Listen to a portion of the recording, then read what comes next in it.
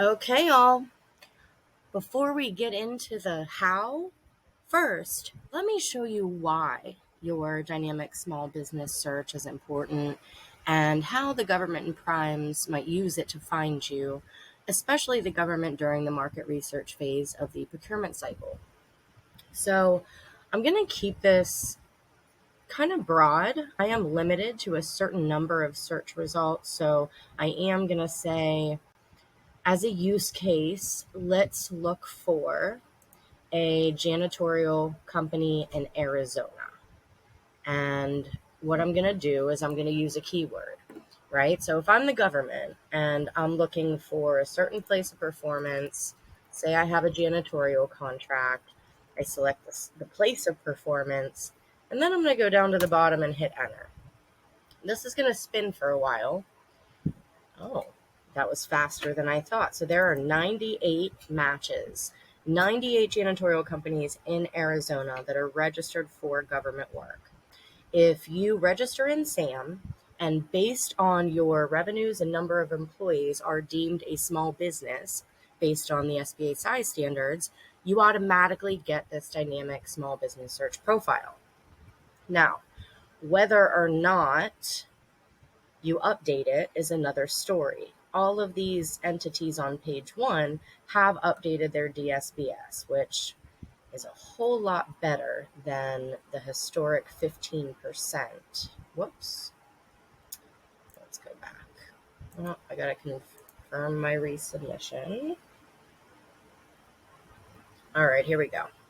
I do want to go to the next page. Next 25 matches. Why did it not?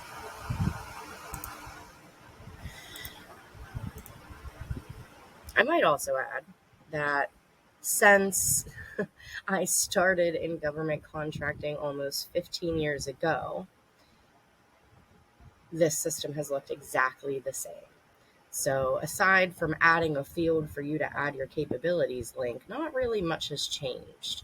And it appears that due to a system glitch, let's see if I can hit control and get the next 25 matches. Nope. So for some reason, I'm only able to see the first 25 matches of 98. Normally, I would be able to hit the next 25 and it would just go on. So what we can do is we can try to repeat our search to show you what it looks like. Let's try Alabama this time, and we're going to go with landscaping. We'll do another use case and see if maybe it was just janitorial. All right, so again, first 25 companies of 75 this time did fill out their capability narrative. Now, some of them didn't do it thoroughly, instead of using complete sentences and putting in their elevator pitch, sometimes they just put in some keywords, but I guess it's better than being blank. Some of them have misspellings in there. So, guys, put your elevator pitch in here. It's the first thing that is seen in a search.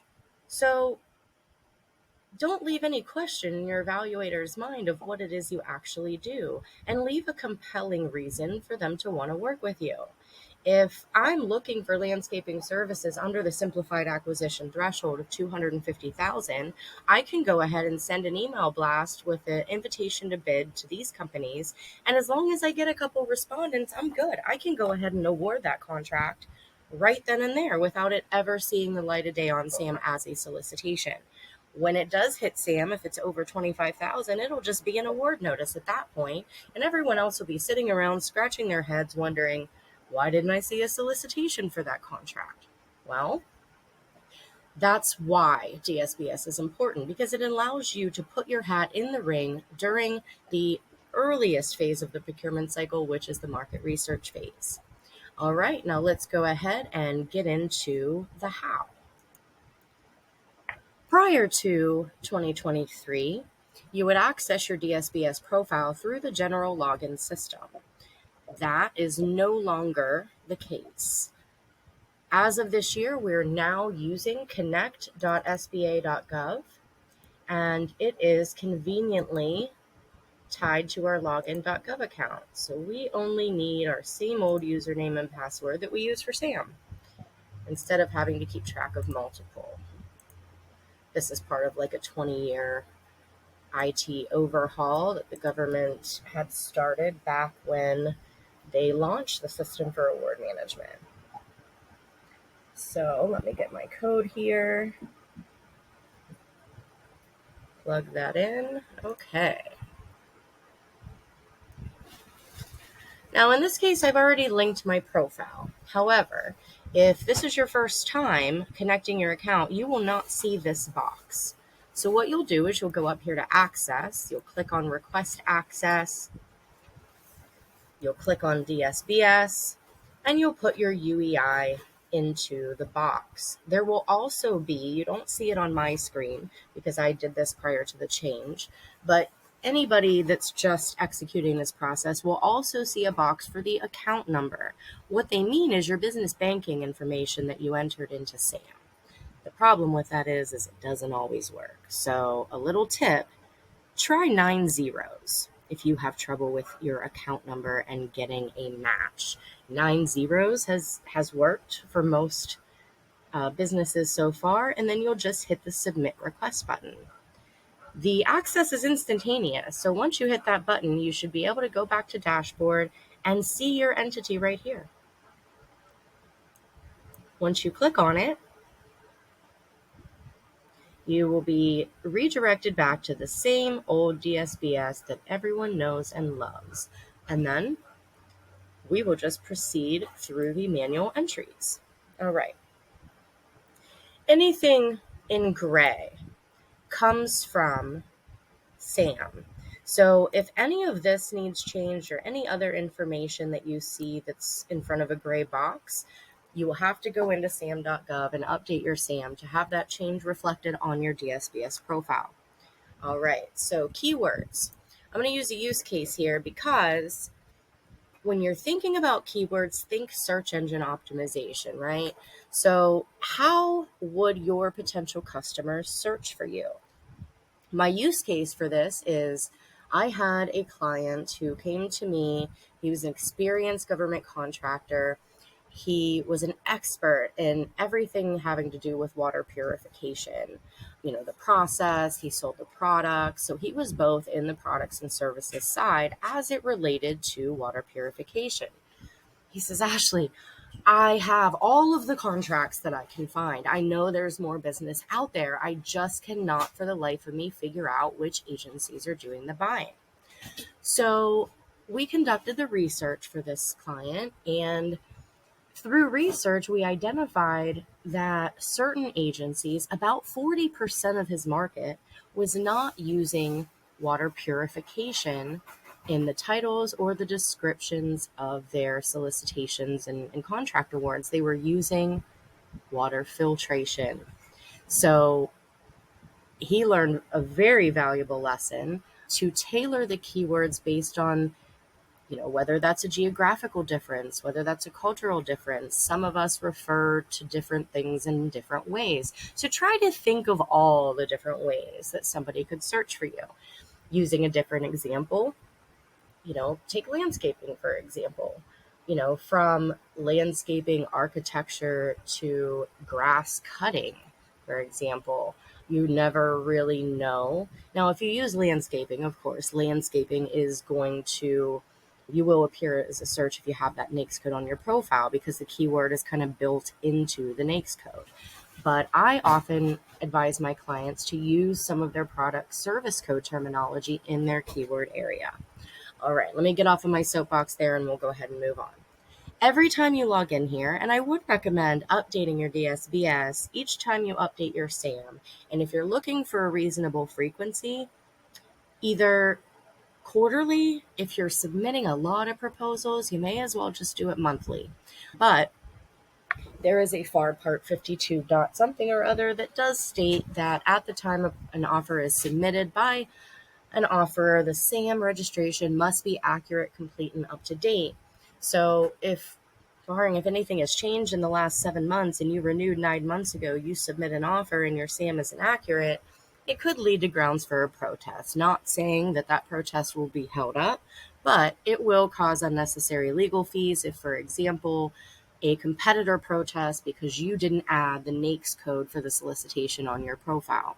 That did actually just happen fairly recently. The protest was not held up. It didn't hold up in court. They ruled in favor of the awardee. However, it did cost a lot of money to fight that protest. That was unnecessary had they just logged into SAM and added the NAICS code to the registration. All right, always make sure that you update today's date. There has also been a system glitch that's been happening in the last week and a half or so where you're not able to move on. It'll give you an error message up at the top in red. If that happens to you, just take out your keywords with a Control X, Control paste them back in, and then save and next. All right. It worked for me that time. So this page, all of it is in gray, so it all comes from SAM. I should probably update that gross revenue average. And here's the e-commerce website. Now, if you don't have a website or you don't sell products on it, your web URL will also be visible. But if you are putting in your e-commerce website, make sure you use the HTTPS :// in front of your domain name. That way it is hyperlinked in your profile and it can be clicked on from the interface. All right, we are registered in SAM. We are awaiting our woman-owned small business registration or certification from SBA. Now, in this area, to update the disadvantaged, if you are a DBE with the Department of Transportation, you want to put your credential information in here. A little trick that I literally just learned this week, if you update this profile in Firefox, that seems to be the only browser where you have the option to enter this information. So keep that in mind. If you are a DBE registrant, try Firefox. I learned that from a client just last week. I have never seen information plugged in here, and I never could figure out why or where it came from. But Firefox seemed to work for that manual entry part. All right, principal owners. I have myself there. I'm the only owner. And the next section is non-federal government certifications. These could be state certified Native American. They could be your state MBE certification. If you're a Cold Fusion certified developer, a CPA, RN, anything like that can be listed here as well. Now, they only give you 3 on this interface, but if you notice, if you need to add more than 3, like for those of you who are in medical staffing, you've got members on your team that are RNs, LPNs, MDs, PAs, all across the board. So it would be valuable to add those certifications here, but you have to move on and then come back for there to be additional boxes for you to enter. It says if you run out of new text boxes above and you still need to enter new principles, use the save next button rather than just save. When you return to this page after having been to a different page, the new data that you entered will show up as existing data, and there will be 2 new extra boxes for you. All right, now, capability narrative. This is more or less your elevator pitch. 3 or 4 sentences is good enough. Don't lead with your set-asides, guys. Lead with your value. You are not good at what you do because you're a veteran or because you're a woman. All right, capability statement link. Couple different ways to do this. Ideally, you want to have this hosted on your website, on your government landing page, and it should be downloadable in a PDF format as well, so that anyone who finds you on the web can take that away, pass it around to their procurement team, whatever they need to do. If you are web developmentally challenged, you can also host it in something like Google Drive or OneDrive. Make sure the sharing link, though, is public so that anyone can click on it, see, and download your capability statement. All right, those of you in specialty trades, manufacturing, any special equipment and materials that you might have, construction and service bonding level, and then percentage of business types. Everybody will fill this out. While not everybody has answers for these, a lot of you aren't in construction or services. So in my case, I'm 85% service, 15% R&D. We do develop things like training and other other areas of our services that provide or that warrant us doing research rather, accounts for that 15%. So a lot of you will only be 100% services. Maybe you're 100% manufacturing. Either way, select what's applicable to you. All should total up to 100% though, or you can't move on. Quality assurance standards. If your business has any quality assurance standards related to what it is that you're offering to the government, check those boxes. And this page is a little finicky. If you do not sell products, say no to the first question and do not check any other boxes. If you say no, you cannot move on if anything else is checked. If you do sell products and you want to be an exporter, you can say want to be. If you say yes, you do have to fill out the boxes. If you say want to be, you do also have to fill out those that are applicable. Now, if you have any questions on this page, please do comment. 99% of our network are service providers, so I'm not going to spend a whole lot of time on this page, but if you do need help with it, just leave a comment, schedule a strategy session. I'll be more than happy to walk you through it. All right, next, save and next. So in this case, you're going to put the name. So here's a couple examples of entries that we've made in the past. So when we are a subcontractor on a federal project, our end user is still the government. So we're leaving the government's name and we're just identifying our role on that opportunity that we are mentioning in our references.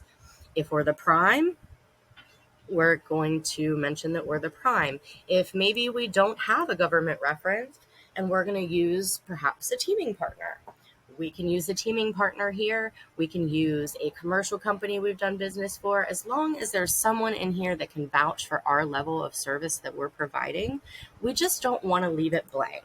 So fill out those areas that are applicable. If it didn't have a contract number, if it wasn't a federal project or it wasn't a state project, you may not have a contract number. Just put NA or leave it blank. Your start date, end date, if it's still in process, naturally you're not going to have an end date. Leave it blank. The value, some folks leave this blank just for proprietary reasons. Some folks put it in there. The only thing I'll say is no matter what you decide, keep in mind that if you are a subcontractor on a federal project, you don't just put your portion of the job in here, you put the entire dollar amount. And the contact name, the phone number, and the display order. If you'll notice, you can have up to 32,767 references. Really, guys, even if you have that many, 5, even 7 is fine. You don't really have to go higher than that. And really just 1 to 3 is okay too, as long as you don't leave it blank, right? And that, my friends, is the very last page. So if you have any questions, if you are stuck, if you just kind of want to optimize your profile, get in touch, leave some comments, schedule a strategy session at GovConHacks.com/strategy-session. Myself and my team will be more than happy to assist you with making sure that you are visible and able to be found during the market research phase of the procurement cycle. All right, everyone, have a great day and let me know if you're able to get through this process and what you thought about it.